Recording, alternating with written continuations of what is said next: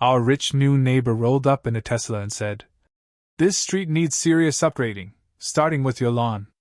I laughed.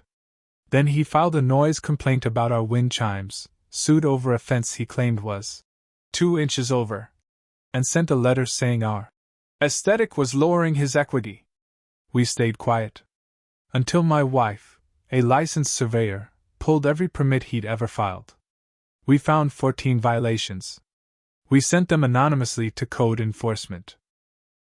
When the bulldozers came for his illegal guest house, I stood at the window and toasted with lemonade. We've lived on this street in Escondido, California, for over 30 years. My wife Sandy and I moved here in '94, bought the house when it was still dirt cheap, and raised both our boys here. It's not fancy, but it's ours. There's a little porch out front where we drink our morning coffee. Sandy planted jasmine along the edge, and it blooms every spring. I mow the lawn myself. The fence is white, a little chipped, but solid.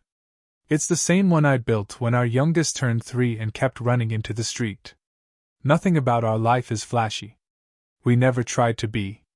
We mind our business, pay our taxes, and help our neighbors when we can.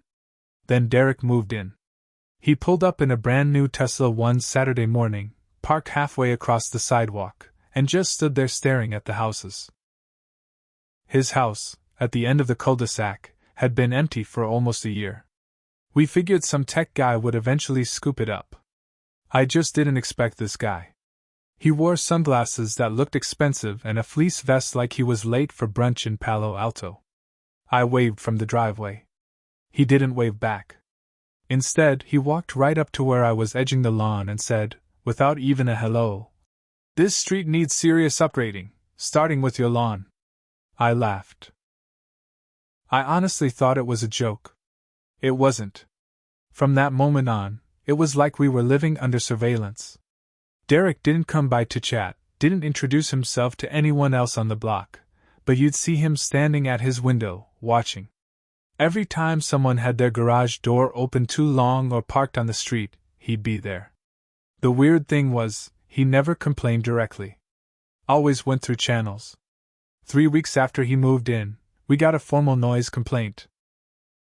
The county letter looked serious, like something for a construction site. When I opened it, I almost choked. It was about our wind chimes. We've had those wind chimes since Sandy's mom passed. They hang right off the porch. Copper tubes, soft sound, nothing loud.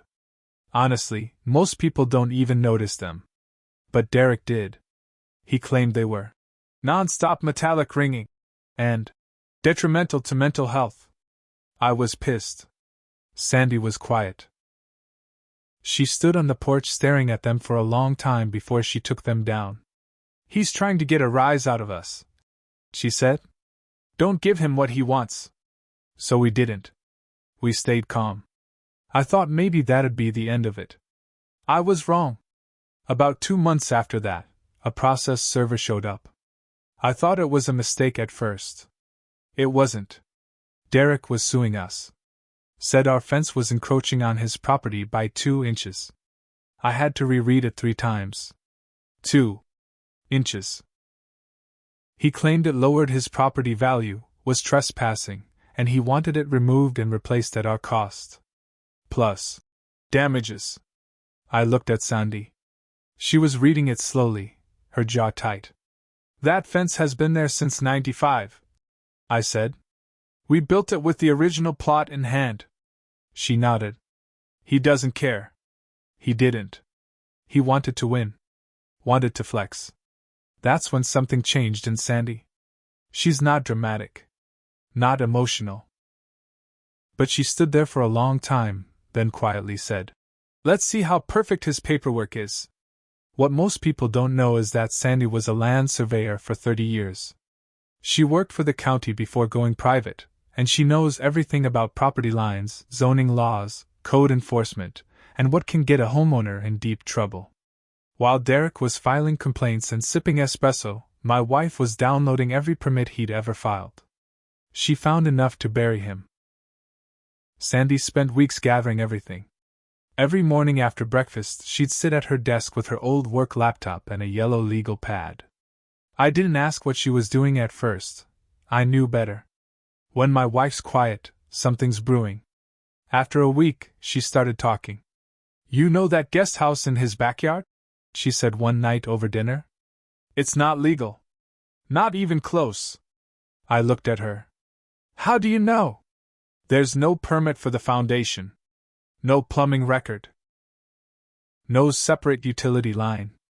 And based on the survey maps, it's 21 square feet too big for a secondary structure on his lot. She didn't stop there. Over the next few days, she found more. A retaining wall that went right through a protected drainage zone. Solar panels installed higher than the zoning limit allowed. An unpermitted side driveway he poured over what used to be a storm easement. A tree he had removed that was on the county's protected species list. A second air conditioning unit on the side of the house, installed without inspection.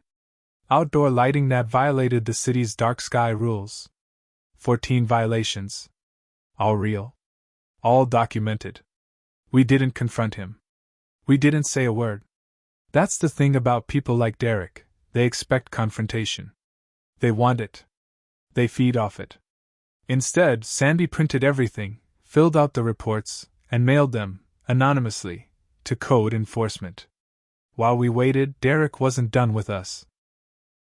A week after Sandy mailed the reports, we got a typed letter in our mailbox. It wasn't from a lawyer. Just him. In the letter, he said that our overall aesthetic, unkempt lawn, aged fencing, and old exterior paint, was negatively impacting his home equity. He said he was strongly considering legal action if we did not make immediate efforts to modernize the property. I showed it to Sandy. She read it, folded it, and tossed it in the fire pit out back. I hope he spent a long time writing that, she said, because he won't enjoy what's coming. 3 weeks later, it started. It was a Thursday morning when the first city truck showed up. A white pickup with an orange logo. 2 inspectors stepped out, clipboards in hand. They went straight for the retaining wall. The next day, a second team came. They walked the side of the house, then the backyard. Took pictures. Measured things. Then, the third day, a building official came with 2 others. They spent nearly 2 hours on the property. Derek was outside, pacing, his voice sharp when he talked to them. I watched from the living room. Didn't say a word. Sandy was outside trimming the hedges like nothing was happening. She was smiling. Don't gloat, I told her. I'm just gardening. But I could see it in her face. That weekend, he came storming down the sidewalk and rang our bell. Sandy answered. Did you report me? He said.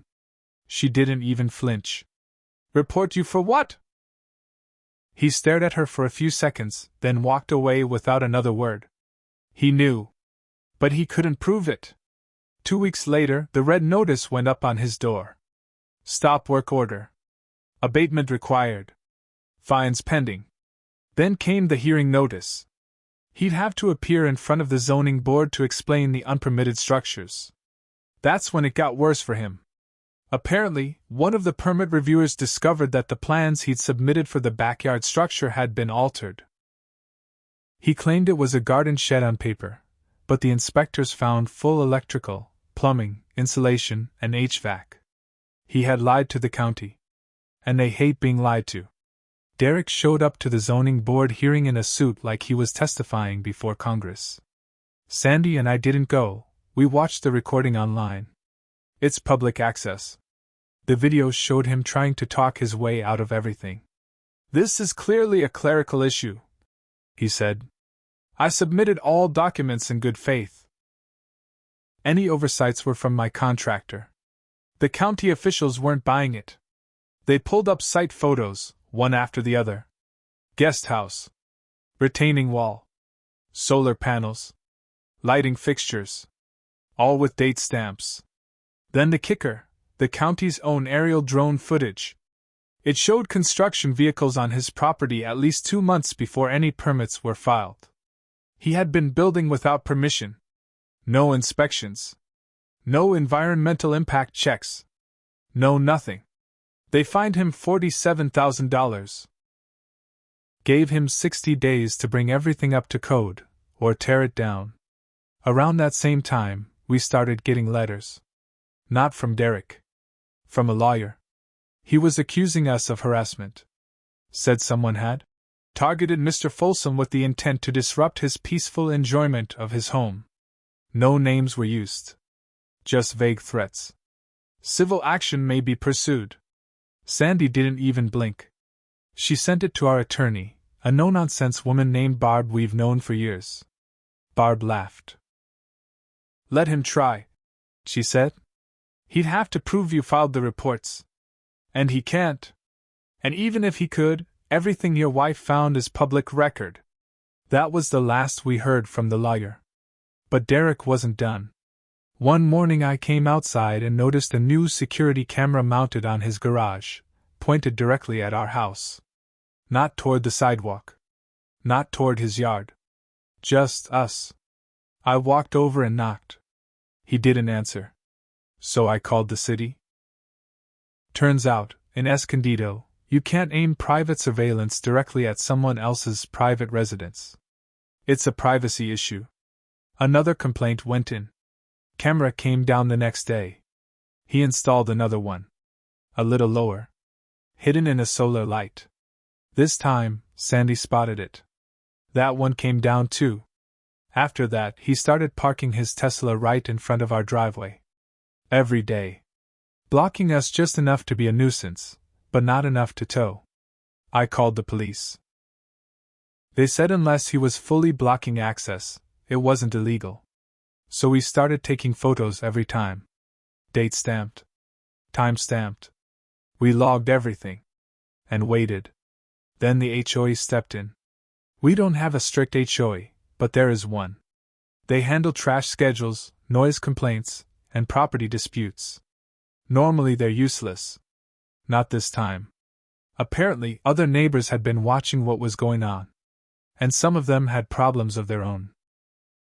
Derek had reported 2 other families for excessive outdoor decor and overgrown shrubs. So they started digging too. At the next HOA meeting, 6 homeowners showed up in person. I didn't even know 3 of them by name. They had photos, emails, and complaints. They voted unanimously to send Derek a formal warning for repeated antagonistic behavior. He called it a witch hunt. Nobody cared. It was 8:13 a.m. on a Tuesday when they arrived. Big trucks. 2 bulldozers. 3 flatbeds. They weren't there to talk. The county had ordered the guest house removed. Fully.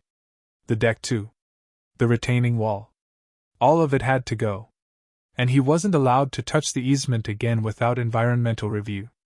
He stood in the yard with his arms crossed, red in the face. Yelled at the crew. Tried to block the machines. Didn't matter. By noon, they had started ripping up concrete.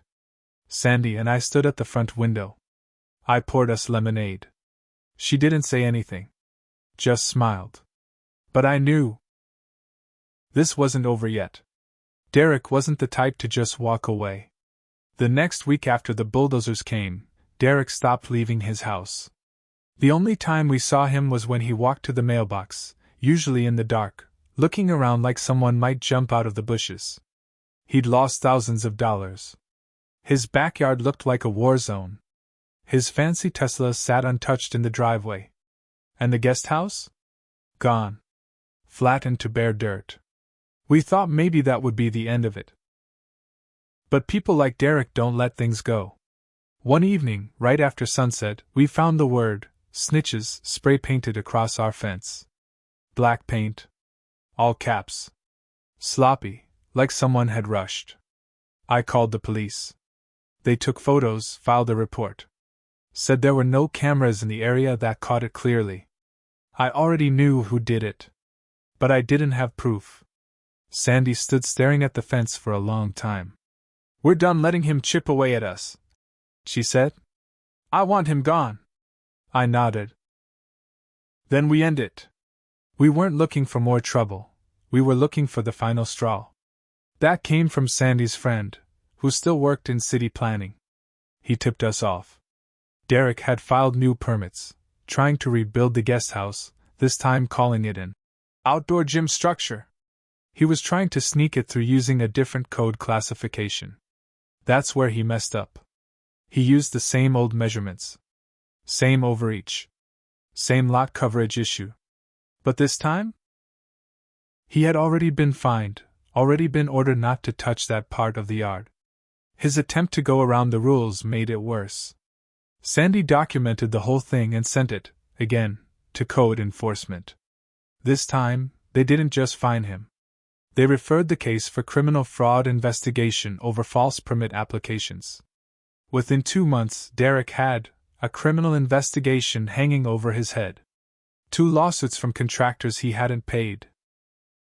A lien placed on his property by the city. A warning from the HOA that he was in violation of community behavior rules. And half the block refusing to talk to him. His life turned cold. He started getting packages stolen. His garbage was accidentally skipped. Kids rang his doorbell and ran off. One neighbor's teenage son revved his dirt bike right in front of Derek's house every afternoon for a week straight. We never told a soul what we'd done. But everyone felt it. He tried to sell. Listed the house at a premium price. No bites. Then lowered it. Then again. By the time he finally sold, he'd taken a loss of $124,000. We watched him pack the Tesla with suitcases one final time. No goodbye. No words. Just him, alone, pulling out of the street as the sun came up. The new owners are a young couple. Quiet. Respectful. They brought over banana bread the first week and asked about trash pickup days. They hung a set of wind chimes on their porch. The same kind we used to have. Sandy smiled when she heard them. As for us? We got the fence repainted. Left the 2 inches exactly where they were. People started stopping by more. Talking. Sharing stories about what happened with Derek. And the one thing they all said? He thought he could scare everyone into silence. He couldn't. And we never had to raise our voices, not once. He wanted to tear our life apart over a fence. Instead, he buried himself.